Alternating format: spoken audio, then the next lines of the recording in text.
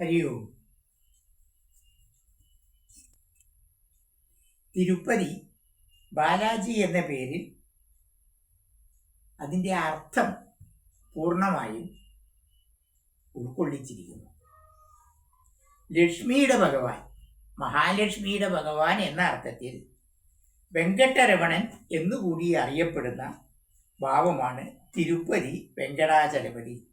ശ്രീ വെങ്കടേശ്വരനെ ആരാധിച്ചാൽ മാത്രമേ കലിയുഗത്തിൽ മുക്തി സാധിക്കൂ എന്നാണ് പുരാതന ഗ്രന്ഥങ്ങളിൽ പറയുന്നത്.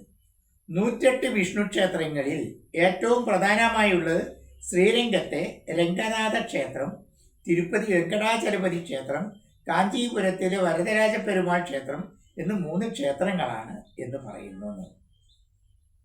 ശ്രീരംഗത്തെ വിമാനം പ്രണവരൂപത്തിലുള്ളതാണ്. പ്രണവമൂർത്തിയായ ഭഗവാൻ അതിൻ്റെ അടിയിലാണ് ശയിക്കുന്നത്. അതുകൊണ്ടാണ് അതിന് പ്രണവകാര വിമാനം എന്നു പേരുണ്ടായതെന്നും പറയപ്പെടുന്നു. കാഞ്ചി ഭാവങ്ങൾ വിട്ട് തിരുപ്പതി വെങ്കടാചലപതി സ്വാമിയുടെ ലഡുവെ കുറിച്ചാണ് ഇന്ന് പറയാൻ പോകുന്നത്.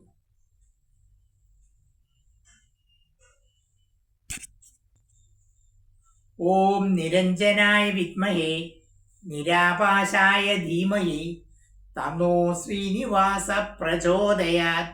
ഇതാണ് ബാലാജി വെങ്കടാചലപതിയുടെ ഗായത്രി മന്ത്രം. നിത്യം 108 ജപിക്കുകയും വെങ്കടാചലപതിയെ മനസ്സിൽ ധ്യാനിക്കുകയും ചെയ്താൽ ദാരിദ്ര്യം മാറിക്കിട്ടും എന്നാണ് പറയപ്പെടുന്നത്. കുബേരനോട് വാങ്ങിച്ച ധനം ഇന്നും കടം മേടിച്ചത് തിരിച്ചു കൊടുത്ത് തീർന്നിട്ടില്ല. പത്മാവതി വിവാഹത്തിന് വേണ്ടി വെങ്കടാചലേശൻ ധനം സ്വരൂപിച്ചത് കുബേരനിൽ നിന്നാണ്.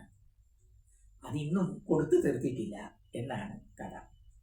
ഭൗമശാസ്ത്ര സൂചിക ലഭിച്ച ആദ്യത്തെ ക്ഷേത്രപ്രസാദമാണ് തിരുപ്പതി ലഡു. തിരുപ്പതിയിലെ ഏറ്റവും പ്രധാനപ്പെട്ട ക്ഷേത്രപ്രസാദം കൂടിയാണ് ലഡു. സാധാരണ ലഡു ഉണ്ടാക്കുന്നത് കടലമാവ്, ഇത്തിരി കളറ്, അതിനകത്ത് നെയ്യ്, പഞ്ചസാര, അങ്ങനെയാണ്. നമ്മുടെ തിരുപ്പതി ലഡുവും ഇതേപോലെ തന്നെയാണ്. പക്ഷേ അതിൻ്റെ ഒരു വ്യത്യാസം, നമുക്ക് സാധാരണ കിട്ടുന്ന ലഡു ഒരു കയ്യിൻ്റെ ഉള്ളിൽ വെച്ചിട്ടാണ് ഉരുട്ടിയെടുക്കുന്നത്. തിരുപ്പതി ലഡു 2 കൈയും കൂടി ചേർത്തിട്ട് ഏകദേശം ഒരു നല്ല നാളികേരത്തിൻ്റെ താഴെ വലുപ്പമുള്ള രീതിയിലാണ് ലഡു ഉണ്ടാക്കുന്നത്. തീർത്ഥാടനം തിരുപ്പതി വെങ്കടാചലപതിയുടെ, വെങ്കടേശ്വരൻ്റെ, ബാലാജിയുടെ തീർത്ഥാടനം പൂർണ്ണമാകണമെങ്കിൽ ലഡു കൂടി കഴിക്കണം എന്നാണ് പറയപ്പെടുന്നത്. ദിവസവും ശരാശരി 3 ലക്ഷം ലഡുവാണ് തിരുമല ക്ഷേത്രത്തിൽ പ്രസാദത്തിനായി ഉണ്ടാക്കുന്നത്. 2018 തിരുമല ക്ഷേത്രത്തിലെ വാർഷിക ആഘോഷമായ ബ്രഹ്മോത്സവത്തിന് 5,13,566 ലഡുവിൻ്റെ റെക്കോർഡ് വിൽപ്പന നടത്തിയിരുന്നു എന്നാണ് പറയപ്പെടുന്നത്. തിരുമല ക്ഷേത്രത്തിൻ്റെ വാർഷിക വരുമാനം 3000 കോടി രൂപയാണ്. അതിൽ 300 കോടി രൂപ ലഡു വിൽപ്പന വഴിയാണ് ലഭിക്കുന്നത്. 1715 കാലഘട്ടത്തിലാണ് ലഡു ഭഗവാന് നൈവേദ്യമായി എടുത്തു തുടങ്ങിയത് എന്ന് ചരിത്രരേഖകൾ പറയുന്നു. AD 275 മുതൽ 897 വരെ തെക്കൻ തെലുങ്ക്, തമിഴ് പ്രദേശങ്ങൾ ഭരിച്ചിരുന്ന പല്ലവ രാജവംശത്തിൻ്റെ കാലത്തെ രുചിക്കൂട്ടുകളാണ് തിരുപ്പതി ലഡുവിൻ്റേത്. അതിൽ നെയ്യ്, കടലമാവ്, പഞ്ചസാര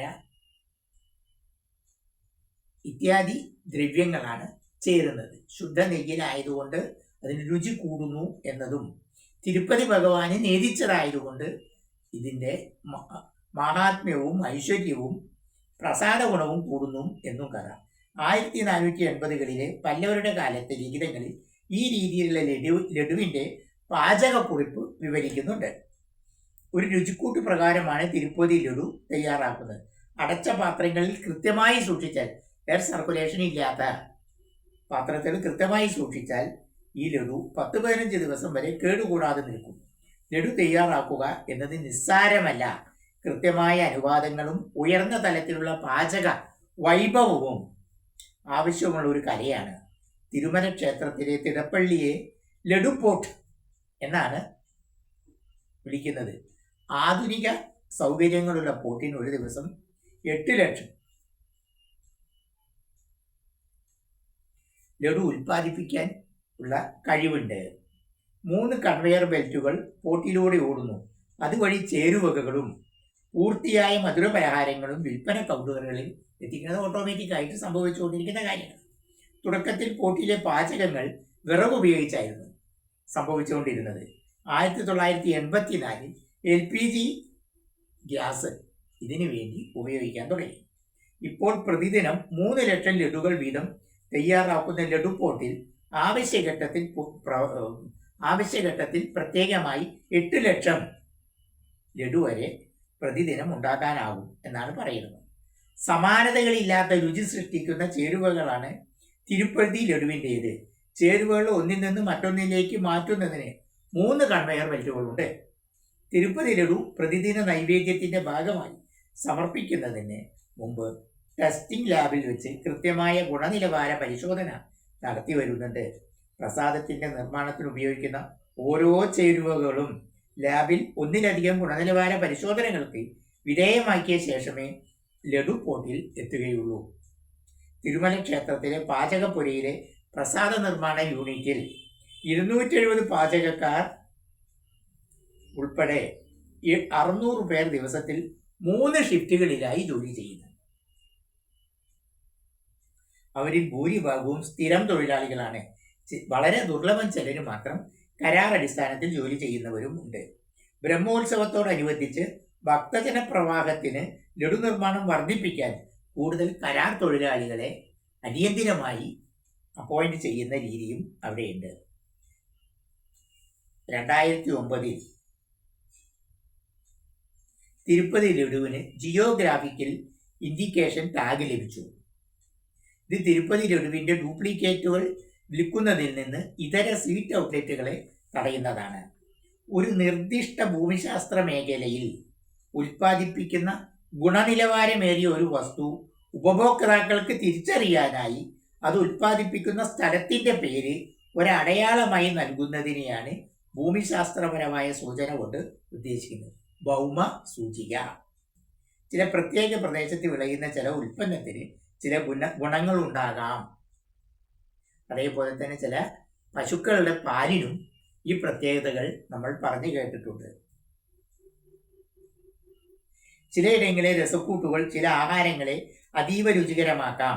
ഇതേപോലത്തെ ഒന്നാണ് അമ്പലപ്പുഴ പാൽപ്പായസം.